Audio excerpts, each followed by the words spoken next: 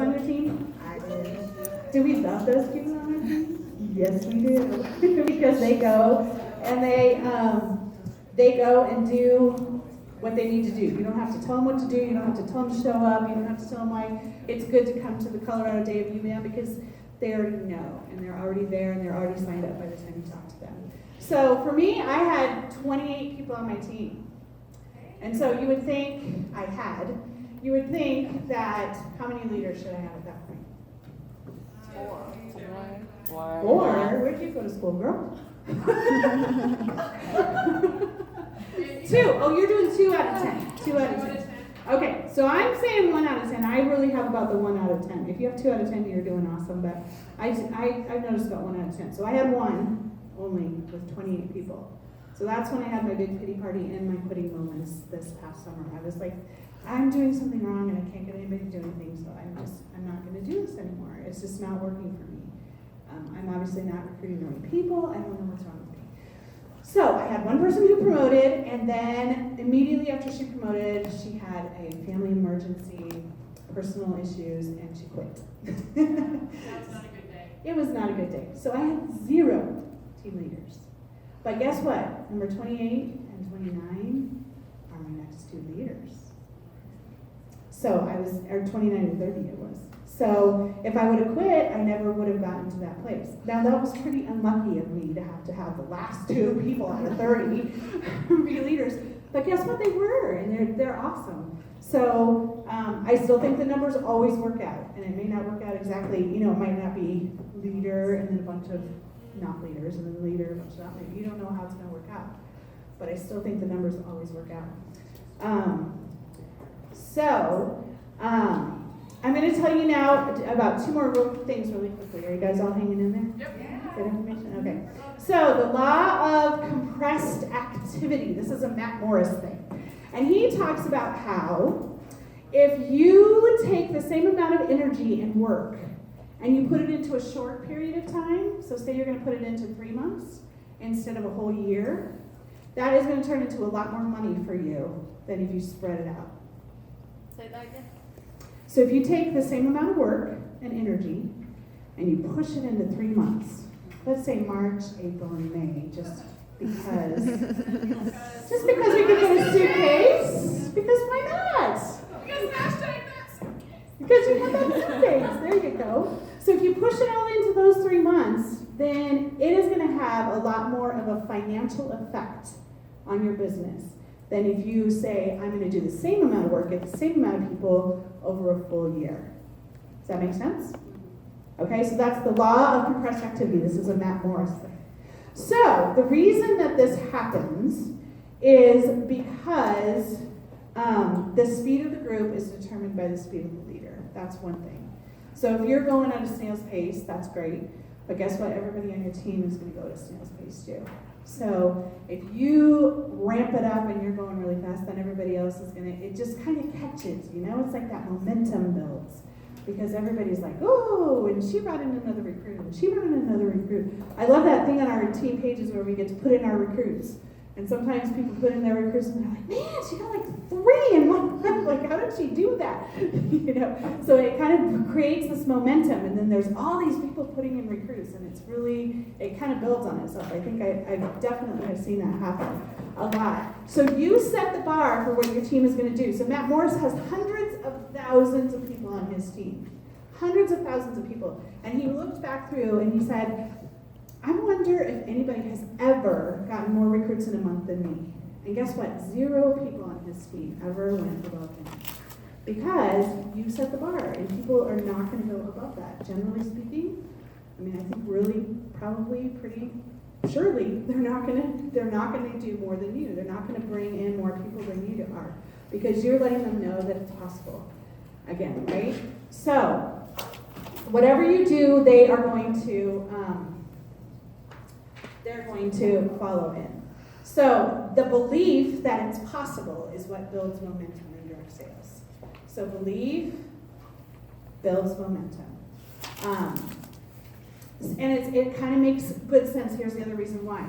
You add a big group of people at the same time. If you add 5 people to your team at the same time, then it creates this competition between them.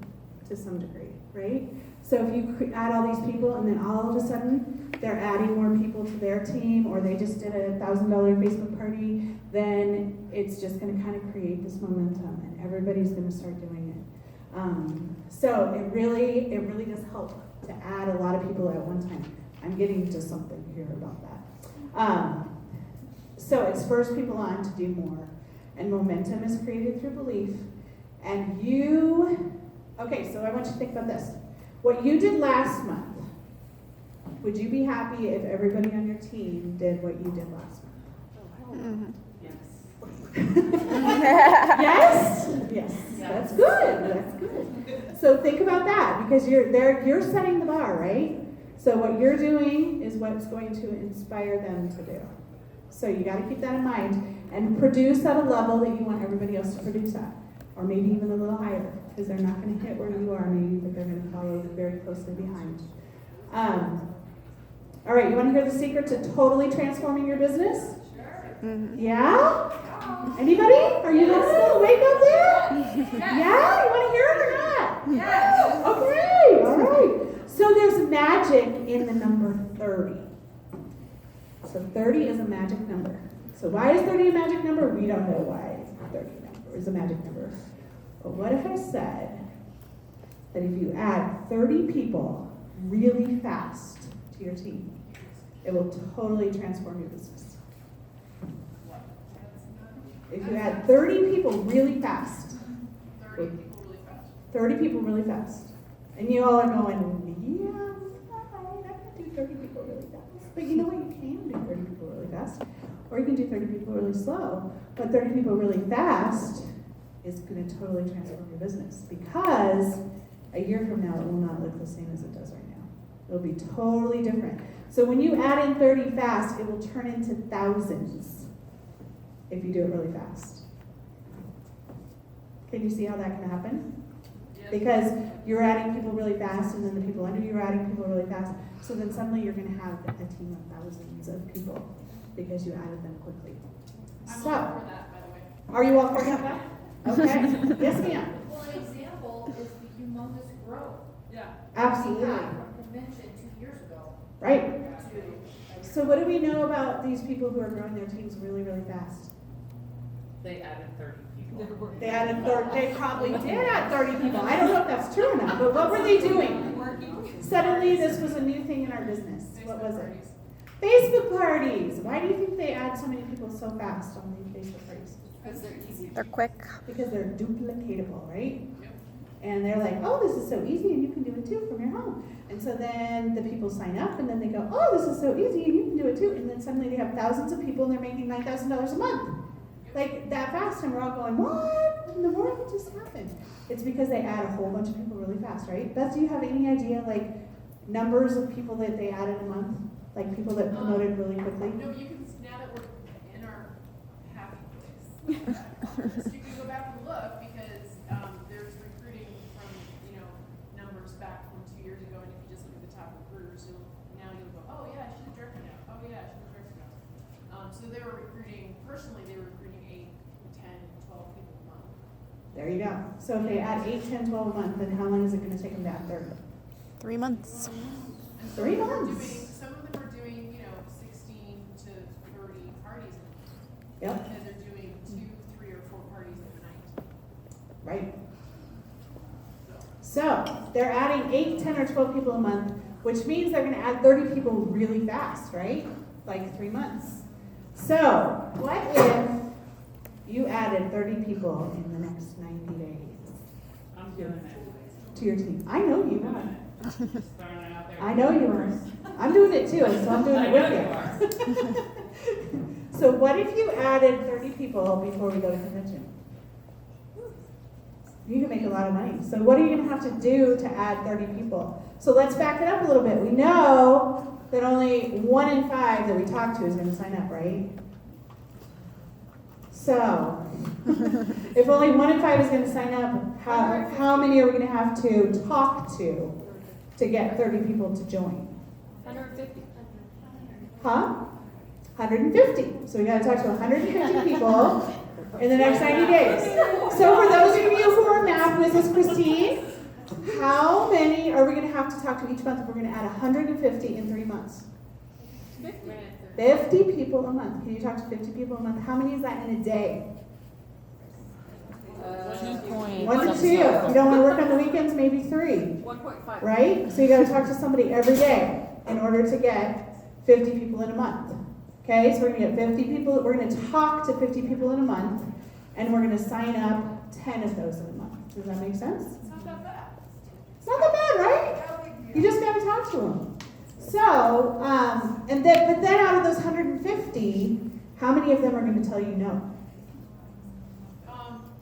120. 120 no's. So let's count them. So let's go for no. What do you think? Should we go for 120 no's? So, and every time you get a no, really that's just getting you closer to your yes, right? So I like to think of it when they say no, go cha-ching. Is that means I'm getting closer to what I want? Cha-ching. So you might even have like a mason jar, and you can drop a penny in every time somebody says no. Cha-ching. Or you could do a quarter every time. Cha-ching. And then after you get 120 no's, you have $30. You're getting Ben Petty. Or you could go get yourself 50 silver dollars every month and drop them in. Cha-ching. And then when you're done, you have $120 and mama gets a new outfit and a new pair of shoes. Yeah? So that could be like your total reward for getting those 120 no's. So, how are we going to get 150 people to talk to? Facebook parties. Facebook parties is good. We're going to do a lot of Facebook parties because that's really easy to Well, use, like, okay? if we follow Lara's prescription for awesome, then Yeah. we get 25 people who are RSVP, and then that usually means that 10 to 12 will actually show up. So every time you do a party, you have 10 to 12 people who then you can talk to. And you can get one every time. There you go. Or 2. 1 or 2 every time, right? What do you think? Is that about right? If you get 10 people at a party, you're going to get a couple who are going to at least sign up to have a party and maybe eventually join. Okay, so that's good. Facebook parties. What else? Home parties. Home parties. Home parties are good. What else? Booths. Huh? Usually we follow up with Booths are good. Lots of needs at booths. possibly Wow. customers you've had in the past might possibly want. Previous customers is good. How about people that know, like, and trust you? Who are those people? Your family. Your family and your friends and all those people that you go, she'll never sign up, right? So I had one of those. I did. If we go through all of our Facebook leads, like every person who was our friend on Facebook, have you asked every person who's your friend on Facebook if they want to join you? Besides the consultants, have you asked everybody else? No. What if you ask every person on Facebook? See, I didn't do that, even though Gail told me there was a way to do it where you can print out your list. Maybe she'll post that for us on Colorado Connection. So you can print out your Facebook friends list, and then you can just go through and ask them, and what if they say no? Cha-ching! Cha-ching! It's okay if they say no, right? Because you're going to get a cha-ching. So Christy Sheen over there was my Facebook party friend, or my Facebook friend, because we did a show together a long time ago. And she has 5 kids and she homeschools, and you would think she would be somebody that I might approach and say, hey, what do you think about this? But she came to me instead, which was good. But she just came to me saying, I want to buy some books, and I lost the post on the group that I'm in, the homeschool group. And I know that every once in a while you say something about me still doing this one. I said, yeah. Well, I want to buy some books for school. Okay. So she has this humongous order, like $200 order or something. I go, well, you might as well just join, right? Because you're going to get some stuff for free, and plus you get double free books because you'd be in your incentive period. Well, okay, but I'm never going to do anything with this. I'm just doing this so I can get the discount. And I'm like, okay, that's totally fine. And then that girl back there is my first Express success. And the story continued. Girl. But there's a special designation. She is a by design express success. Yeah. You get an extra little gem in your tiara, girl, for doing that. Okay, so your friend list, your Facebook party friends that you don't think about because you don't know. I thought, oh, she has 5 kids. I might have thought she has 5 kids. She homeschools. She doesn't have no time for this, and she's a rock star. So don't even think that. Don't let any. I mean, we have, and then sitting next to her there, Miss Gidget. is a rocket scientist. Would you ask your friend a rocket scientist to join Usborne? No, but she loves the books. And so she joined anyway. So you never know what's going on in your friends. And if you don't ask them, somebody else might. So you might as well just ask them, right? Right, And what's the worst thing that's going to happen? they're gonna say no. And then what? Cha-ching! You're getting closer to a yes. Is that true? Yes. All right, I'm going to tell you one story to finish off this thing. But first, I want you guys to take that challenge. Who's going to take it with me? Raise it up high if you're going to do it. 30 people in 90 days, right? 120 no's. Got it? We're going to do it? All right, so I'm going to tell you the dog on the porch story, okay? So there was this farmer, and he was sitting out on the porch, on his rocking chair, rocking his chair back and forth. And his dog's sitting next to him, and he's going, "Arr!" And he's just sitting there, rocking his chair, "Arr!" And then his neighbor comes over and he goes, "Hey, why is your dog howling?" And he goes, "Well, he's sitting in the nail." And he's like, and the dog's going, "Oh." He goes, "Well, why doesn't he move?" And he goes, "Well, I reckon that doesn't hurt bad enough yet." Right? So what is your nail? What is the nail that's keeping you from contacting every person you know and asking them to join Usborne? I mean, what is the nail that you can get off of? Is it like not having enough money every month to pay your bills and struggling every single month? Is that worth like not contacting people and just asking them, and even if they say no? Or is it that you need a new car, or you want to take your family on a vacation, or you want to help take some of the financial burden off of your husband, or maybe let him live his dream and follow what he wants to do? I mean, what is it, the nail that you're just going to sit on because you're not willing to take that chance? So my challenge to you